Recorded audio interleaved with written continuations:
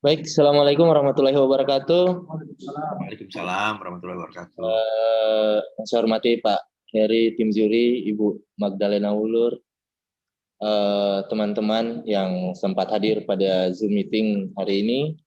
Baiklah, pada tim juri, kita dari Bapelitbangda Kota Petambagu akan coba menampilkan seperti apa demo sistem perencanaan berbasis tata ruang yang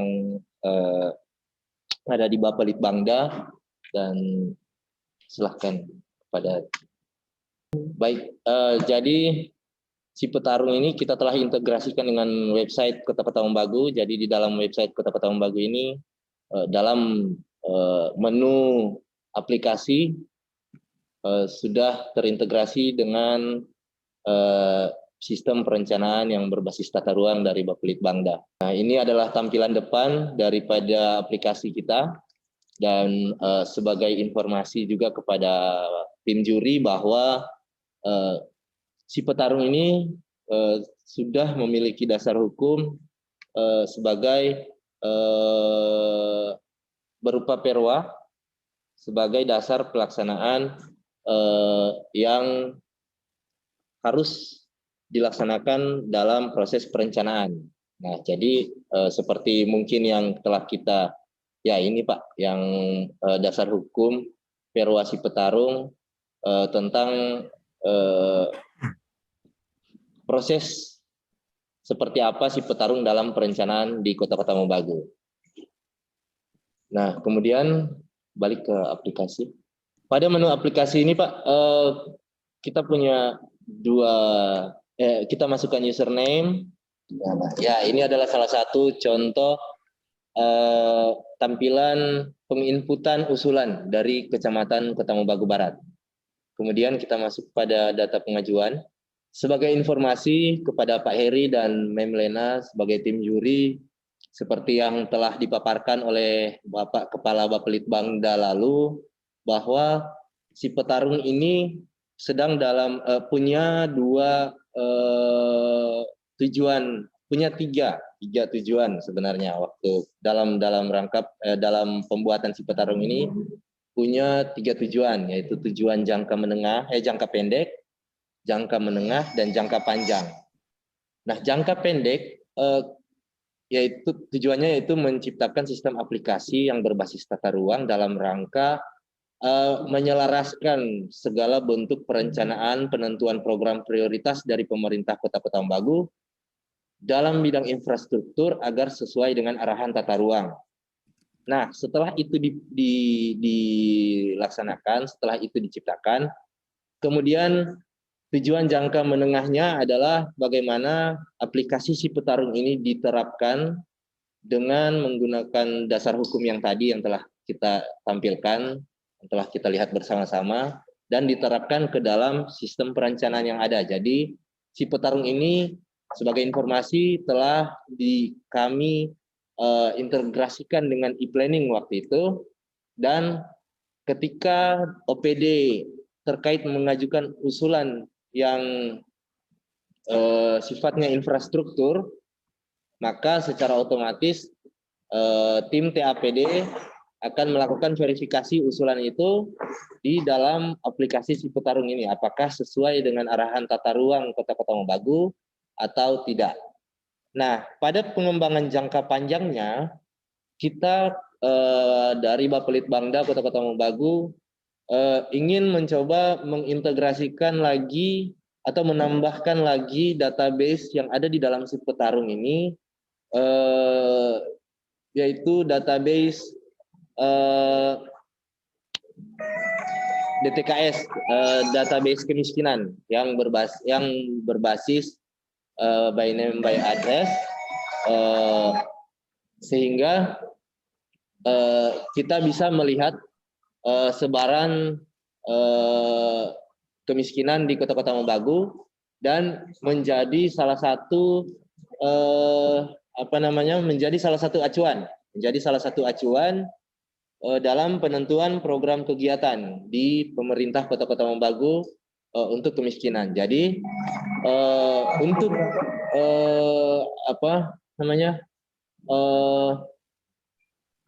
untuk aplikasi si petarung ini Pak, kita sedang dalam maintenance Pak. Jadi ketika di mana tadi Pak? Ketika kita masuk pada proses inputting data, tentunya kita belum bisa masuk Pak. Coba. Untuk pengajuan, data pengajuan, kita belum bisa masuk karena memang, nah ini Pak, kita sedang dalam rangka updating si petarung next generation-nya. Nah, jadi kalau diperkenankan, kita akan menampilkan seperti apa flowchart dari si petarung dalam rangka pengajuan, baik itu pengajuan maupun verifikasi.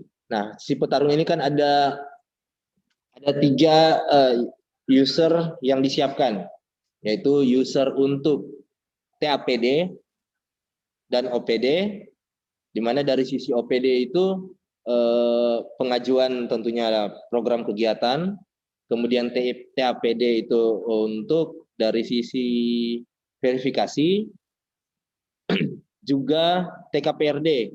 TKPRD apa? Tim koordinasi penataan ruang daerah juga bisa menggunakan aplikasi ini dalam hal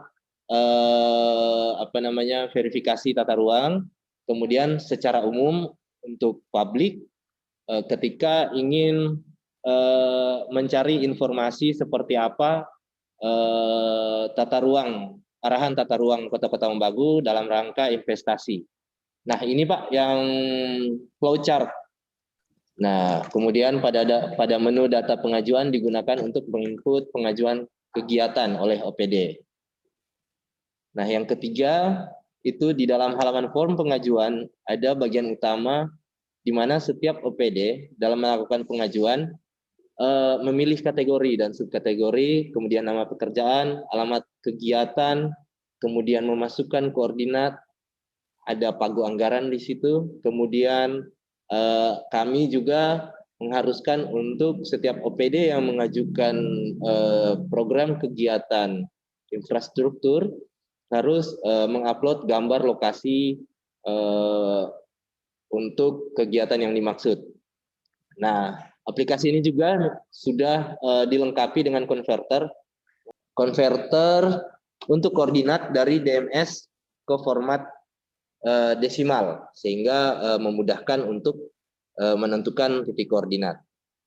Nah, kemudian tahapan berikutnya